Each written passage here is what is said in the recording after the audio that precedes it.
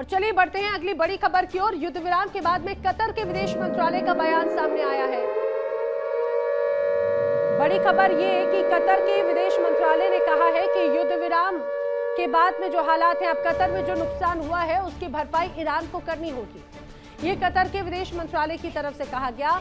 ईरानी हमले से जो नुकसान हुआ है उसका आकलन किया जा रहा है। कतर पर हमले के लिए तेहरान जिम्मेदार है और वो इस पूरे नुकसान की भरपाई करेगा। ये बात स्पष्ट कही गई है। ये बात बार बार दोहराई भी एक तरह से जाती रही है कि जिस तरह से कतर में हमले ईरान की तरफ से किए गए उसकी भरपाई अब ईरान को करनी होगी। आज कुरुक्षेत्र में चर्चा उस युद्ध की हो रही है जो रुक तो गया, लेकिन अमेरिका की साख पर एक ऐसा दाग छोड़ गया जो सदियों तक मिटाए नहीं मिटेगा। कल तक ट्रंप ईरान को मिट्टी में मिलाने की कस्में खा रहे थे। आज वही ट्रंप ईरान को पैसे और मदद का लालच दे रहे हैं। ये यूटर्न नहीं है, ये दुनिया के सबसे बड़े हथियारों के सौदागर की रणनीतिक हार है। ईरान ने साबित कर दिया कि अगर सीने में बारूद और हाथों में तकनीक हो तो किसी भी धमकी को कागज का टुकड़ा बनाया जा सकता है।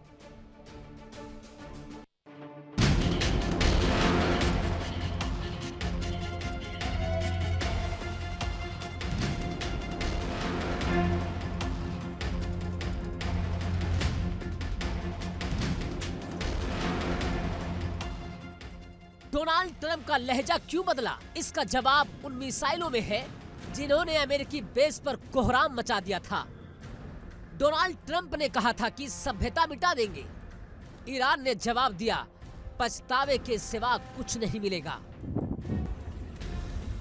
जब अमेरिका ने देखा कि खाड़ी के उसके सहयोगी देश सऊदी अरब, यूएई और कतर ईरान की मार से कराह रहे हैं, तो ट्रंप को समझ आ गया कि ये युद्ध अमेरिका को भी ले डूबेगा।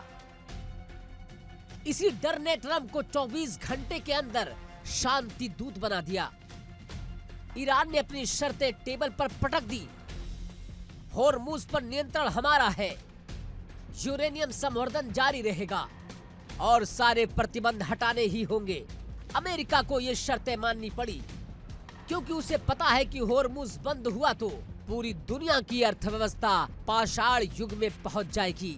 डोनाल्ड ट्रंप अब गोल्डन एज की बातें तो कर रहे हैं क्योंकि उन्हें पता है कि ईरान को अब दबाया नहीं जा सकता।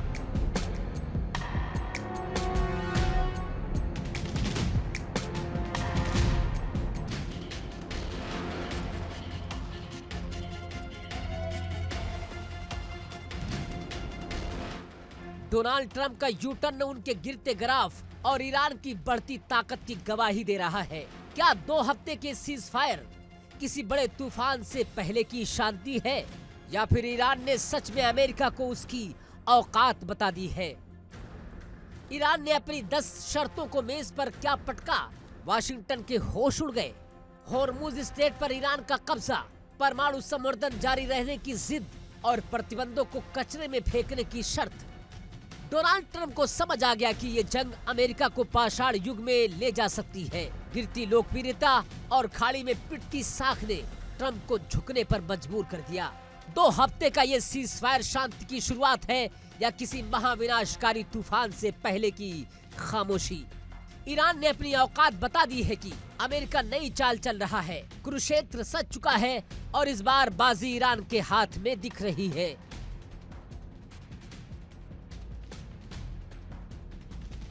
Bureau report, India daily. और आइए बात कर लेते हैं अगली बड़ी खबर की। इस समय की अगली बड़ी वर्ल्ड ब्रेकिंग। इजराइल के बाद भी सीज फायर के बाद भी इजराइल लगातार हमले कर रहा है। लेबनान पर बड़े फायर लगातार जारी हैं। सीज फायर हो चुका है लेकिन इजराइल रुकने का नाम नहीं ले रहा। अब इजराइल ने दक्षिणी लेबनान के इलाकों पर हमला किया। कसीम ये इलाके में इजराइल की तरफ से हमले किए गए हैं। इजराइल ने एक गाड़ी को निशाना बनाया था, ड्रोन अटैक उस पर किया गया।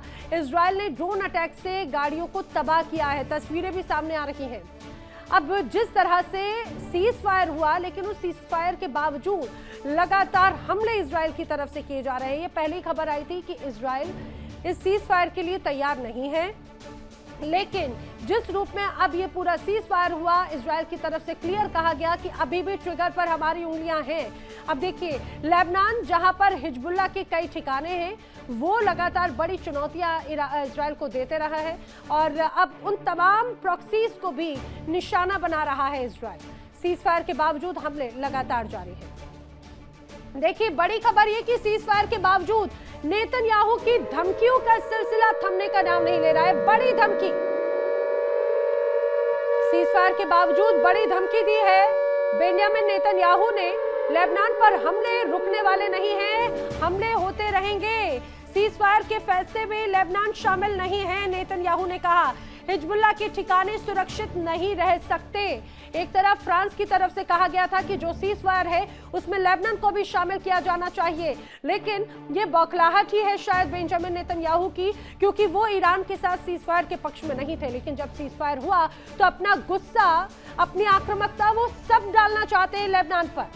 यही वजह है कि लेबनान पर लगातार हमले पे हमले इजराइल की तरफ से किए जा रहे हैं। और चलिए बढ़ते हैं अगली बड़ी खबर की ओर। इस समय की बड़ी खबर ये कि लेबनान पर हमले के बाद ईरान का बड़ा बयान सामने आया है। लेबनान पर हमले के बाद ईरान ने कहा है, लेबनान पर अगर हमले हुए तो इजराइल पर भी हमले होंगे, इजराइल को समझ लेना चाहिए। ये सीज फायर के बाद की ये गुस्ताखी मंजूर नहीं की जाएगी। हमले का भयानक परिणाम भुगतना पड़ेगा। इससे इजराइल इसके लिए तैयार रहे, इजराइल खबरदार रहे, फिर हमले भयंकर होंगे। उकसावे वाली कार्रवाई कर रहा है इजराइल। ये बात ईरान की तरफ से एक बार फिर से दोहरा दी गई है। आज हम आपको उस गले की हड्डी के बारे में बताने जा रहे हैं जिसने दुनिया के सबसे बड़े सुपर पावर का दम घोट दिया। नाम है स्ट्रेट ऑफ हॉर्मुज।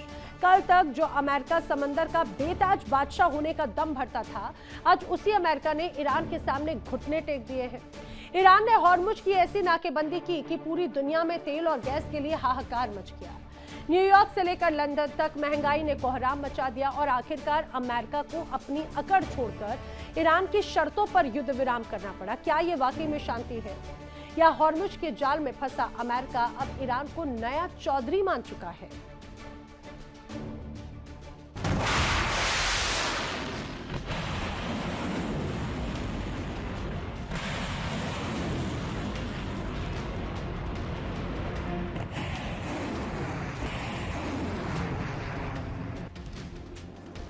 ये समंदर नहीं, ये ईरान का वो ब्रह्मास्त्र है जिसने पूरी दुनिया की अर्थव्यवस्था को वेंटिलेटर पर पहुंचा दिया था।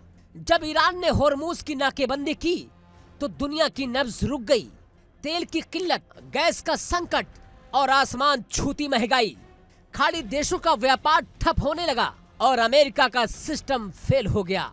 ईरान ने साफ कर दिया था, अगर हॉर्मुज नहीं खुलेगा तो दुनिया का पहिया भी नहीं घूमेगा। और इस एक जिद ने अमेरिका के अहंकार को समंदर में डुबो दिया।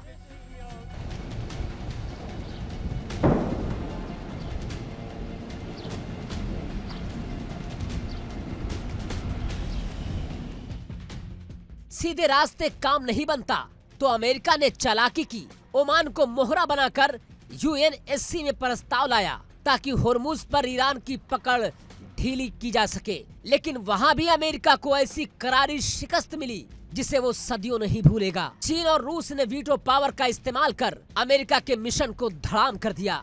ये सिर्फ एक वीटो नहीं था, ये अमेरिका की कूटनीतिक फजीहत थी।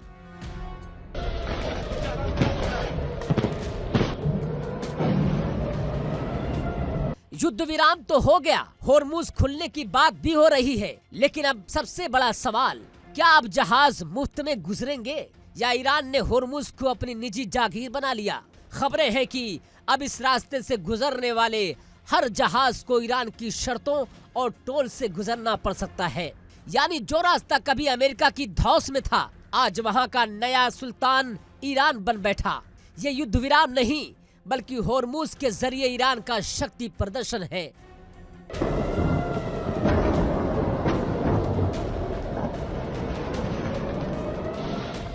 इस जंग और इस नाकेबंदी ने अमेरिका की पोल खोल दी। दुनिया ने देख लिया कि जब हॉर्मुज बंद होता है तो सुपर पावर की सारी मिसाइलें और एयरक्राफ्ट धरे के धरे रह जाते हैं। खाड़ी के देश अब समझ चुके हैं कि इस इलाके का असली पावर हाउस वाशिंगटन नहीं बल्कि तेहरान है। ईरान ने साबित कर दिया कि जिसके हाथ में होर्मुज की चाबी है वही दुनिया का असली चौधरी है।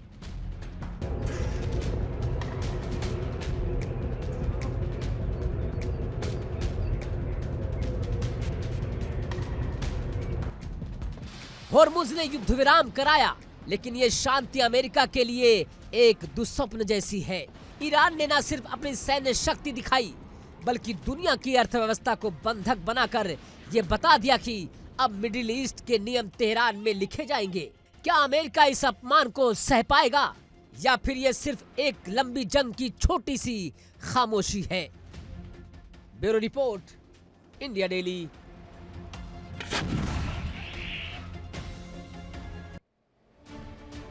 और आइए अब बात कर लेते हैं अगली बड़ी खबर की। समय की अगली बड़ी वॉर ब्रेकिंग। लेबनान में हमले के बाद ईरान का बड़ा एक्शन। बड़ी खबर यह कि लेबनान में हमले के बाद अब ईरान भी फुल फ्लेश्ड मूड में है और एक्टिव मोड में है। ईरान ने हॉर्मुज में एक बार फिर से आवाजाही पर ब्रेक लगा दी है। जी हां, इजराइल लेबनान पर लगातार हमले कर रहा है तो अब ईरान ने सख्त रुख अपनाया है। वो कह रहे हैं कि ऐसा नहीं चलेगा। जिस रूप में सीजफायर की बात की गई और उसके बाद में एक बार फिर से ईरान के समर्थकों पर अगर इजराइल हमले कर रहा है तो ये बिल्कुल भी एक्सेप्ट नहीं किया जाएगा। ईरान ने हॉर्मुज में फिर से आवाजाही पर ब्रेक लगा दिया है, या ये कहा जाए कि जिस तरह से कोशिशें की गई थी इजराइल ने पूरे किए कराए पर पानी फेर दिया, क्योंकि नेतन्याहू की एक तरह से बौखलाहट का ही नतीजा है कि वो इस युद्ध में ईरान से हारते हुए नजर आ रहे हैं। एक और बड़ी खबर आपको बता दें, इस समय की अगली बड़ी वॉर ब्रेकिंग। इजराइल में नेतन्याहू के खिलाफ जनता का आक्रोश है।